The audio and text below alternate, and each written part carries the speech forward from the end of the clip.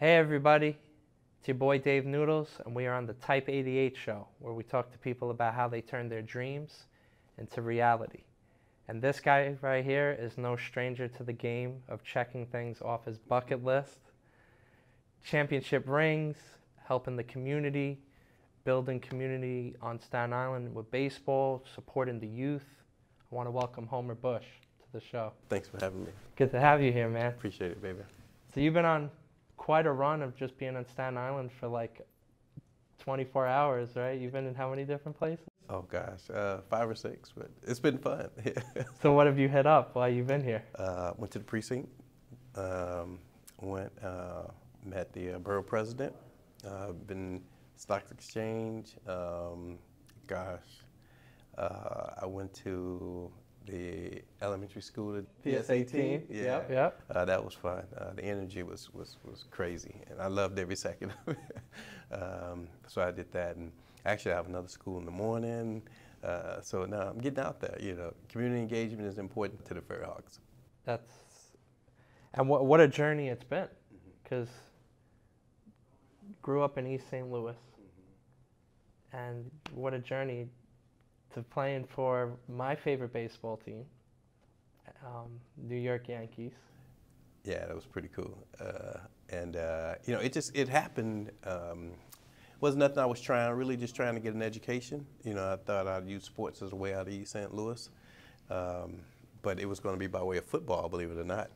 So I thought I'd get a scholarship, get an education, get a $50,000 a year job, and that'd be it. But, you know, you know, a lot of luck, as you can imagine, a lot of good direction, good advice.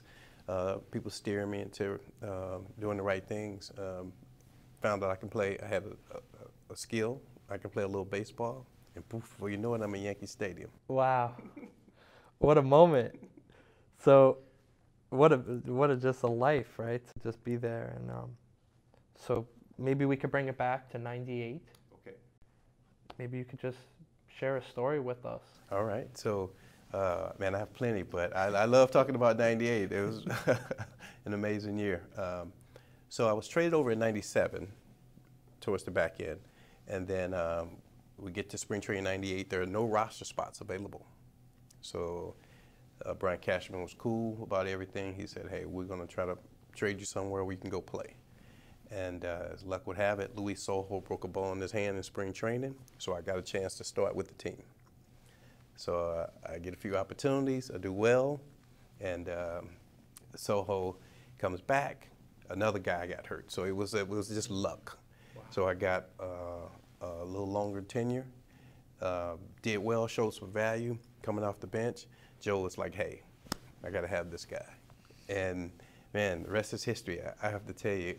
It was tough for me, because just imagine thinking every day you're going to be sent out. You're going to be sent out. And the one thing I took away from that whole experience was that as long as I was playing well, keeping my nose clean, other teams were going to want me. So I actually increased my value during the time when Soho was hurt. So I mean, I was a little nervous, but I understood that I was increasing value. And if they wanted to trade me or release me, I was going to be fine. I always talk to my friends who many of them have dreams, and it's like, stay ready. Yeah. Right? It's like you just got to keep sharpening whatever skill that is, you know, learning, studying, being aware of what's going on, and I just love that. Yeah. Speaking of being aware, in '98, during that whole process, there was in our collective bargaining agreement, I had been to 3 spring trainings, so they couldn't send me out on a fourth time, so I was out of options, pretty much, is what they call it. So I kind of knew my situation. I was aware of the process, and so learning about that, that motivated me to just know that time was on my side now. Yeah. I had given them 3 years. Actually, it's 6. You can only be protected after your 3rd year. So I knew the process. I was well aware of it, and I just used it to my advantage, and I just got hot at the right time. From the sound of it, though, it feels like you were hot for a long time.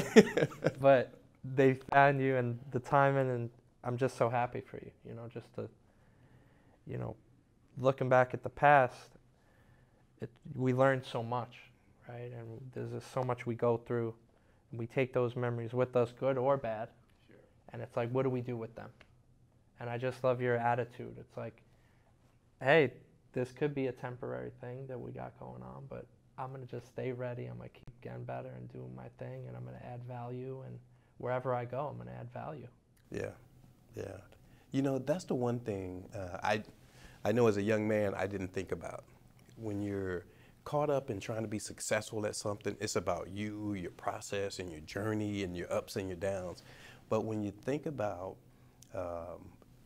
as you go along throughout everything, how can I bring value to the people that's giving me the opportunity? You know, that when that clicked, that's when I felt like, whoa, like, man, I'm almost unstoppable at this point. And I use that process at this point in my life as well. You know, I talk with Eric Shuffler a lot, and all I want to know is how can I help make the FerryHawks better? How can I help make ticket sales better? You know, how can I help make the community better? Because if I do that, man, I'm not going anywhere. I'll be here forever. I'll always have a job. People will always love me. So with that said, you know, purpose-driven man, it's, you know, comes into play. And just learn it through my process, not even, you know, no one having to beat it into me. Now I love that. So what a transition, right? You know, because you're working with a team, you're on a team, and now you're transitioning to more of a administer. Of course, leadership is always part of it, right? But now you're working with the team, you're building community through baseball on the island. So what's kind of going through your mind now, just with everything? Because now you're swinging a different bat almost. Yeah. But you're in a, you know, you have a different uniform on almost, but it's still the love of the game. Yeah, no doubt. So the end result is to be successful, right? And now that I'm in a managerial role, just do community outreach. Just first thing I do, I've got to listen to where players are at. What are they working on? What do they want to get better at before I can help win ball games with them, or they can help me win ball games as a manager. So right now, just trying to hear what's needed in the community, what's needed by the players, make sure we have a structured game plan each and every day when they come to the field. And all that's going to come by way of communication, you know, being able to have them communicate to me what they need so that, you know, we can move forward as a unit. So that's taking up a lot of my time right now. It's just interesting because everyone has their own needs, right? Like I talk to my siblings, like the love that they need is different than my folks or my partner, right? So, and then of course our relationships, our team, the people we work with. So it's just interesting hearing your take on it, and I'm really excited about where it's going to go from here. So what's kind of a goal that you have for the team? Okay, so, you know, and this is I'm serious when I say this. Like, it's to win. I just want to win a championship. Like, I just don't know how to prepare for anything other than to be the best team at the end of the season. Now, along the way, things may change, and, you know, there might be another goal that comes up. But for right now, it's literally just to win a championship, to win every game. How can we win every game? Knowing that we can't do that, you know, I'm realistic about what the record is going to be. So how many games I want to win is not determined by my desire. It's determined by the competition. But my goal is to make sure we're the last team standing. And so that's the goal. But if I had to put a number on the games to win, I would say 80. Okay. If we could win 80 games, I think we will definitely be in the thick of things, and we can put some fear in some teams. So Homer, of course, being on a team, winning the championship, to now trying to take a team to the championship, it makes me think of your book, Hidden Low in the Zone. Maybe you could kind of break that down a little bit for us, what it means, and maybe kind of talk about how maybe that could also work, like managing a team. Sure. That reference. You know, I always say as a manager, you've got to be able to impact one side of the ball. You've got to be able to help with the offensive side or the pitching side. And I feel like on the offensive side, things I've learned along the way and studied, it's going to help our team be a high contact team and also a team that can elevate the ball and hopefully that'll turn into more extra base hits. So basically what the philosophy is instead of looking in the middle of the plate for the traditional strike and trying to react north and south when the pitch is not thrown in the middle, let's pair two zones. And due to the physics of pitches, you know, once you take away the fastball, all other pitches have to settle down. So what, you know, I'm hoping to do with the team is, and incrementally, just throughout the course of the season, is pair two zones. The bottom of the strike zone and below in the middle of the plate. And hopefully that will always be one step ahead of the process.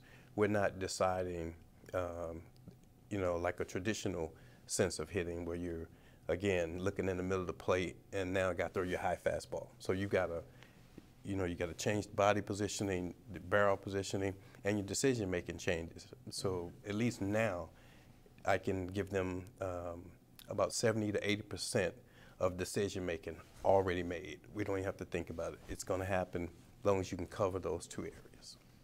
I love it. So let's talk managerial style, because everyone, I've been managed different ways. I've been managed when I've worked for someone or I was on their team. People were, it was tough love, it was aggression, there was motivation. There's all these different styles, but let's maybe talk about your managerial style or maybe the approach that you're trying to take this year. Sure. You know, the thing that I've learned, and even after I played the game, was managed by 4 or 5 different managers. And I went into managing like travel teams and my son's teams. The thing that I felt I had to do was be into the player more. Let the players play. You know, let them know that the game is hard. So when they mess up, you know, don't get too high, don't get too low. You know, don't ride the players, and trust that they get 7 outs on the offensive side, and you know, give them their 7 outs. You know, I'm not expecting them to get a hit all the time. You know, love them up. Try to keep them in a good headspace mentally. Joe Torre is the manager that I admire the most. First of all, he took a big chance. He took a big risk on me. So quite naturally, I've got to reciprocate that as a manager. Got to take a chance on some players. But more importantly, he just let us play.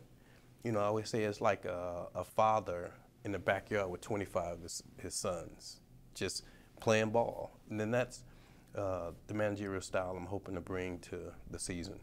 You know, put all my faith in the players, be there for them when they need me, and you know, just help them with adjustments and work every day.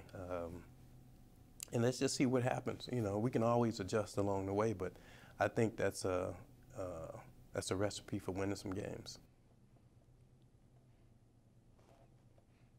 I love it. Homer, what advice would you give to someone with a dream?